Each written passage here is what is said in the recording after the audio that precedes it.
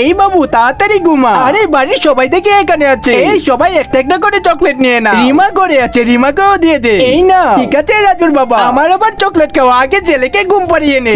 চকলেটটা কিন্তু অনেক টেস্টি আছে। আরে কি, আমিও তো ঘুমিয়ে গিয়েছিলাম। এইখানে তো একটা চকলেট ছিল, রাজুর বাবা দিয়ে গেল। এই তো এখানে আছে, কিন্তু এটা অর্ধেক কেন? এতটুকু অর্ধেক রেখে আবার তুই গেল কে? আরে এইখানে দেখি দাঁতেরও একটা চাপ আছে। আর এখন এই দাঁতের চাপটা তো আমাকে খুঁজে বের করা লাগবে। তাড়াতাড়ি স্কেল দিয়ে এটা মেপে নে। এটা কার দাঁতের চাপ হতে পারে? এই তো এখানে একটু চাপ দিয়ে নিলাম, তার মানে 2 ডিগ্রি। আরে মা উঠে আসলো যে। উঠে আসলাম এই কারণে, তোদের দাঁতগুলো দেখে একটু। আরে এটা তো না, তোর দাঁতটা দেখি। আরে এটাও তো না। আরে ওই দেখে মনে হয় মা রান্না করছে, মায়ের দাঁতটা মেপে আসি। আরে তোমারটাও না।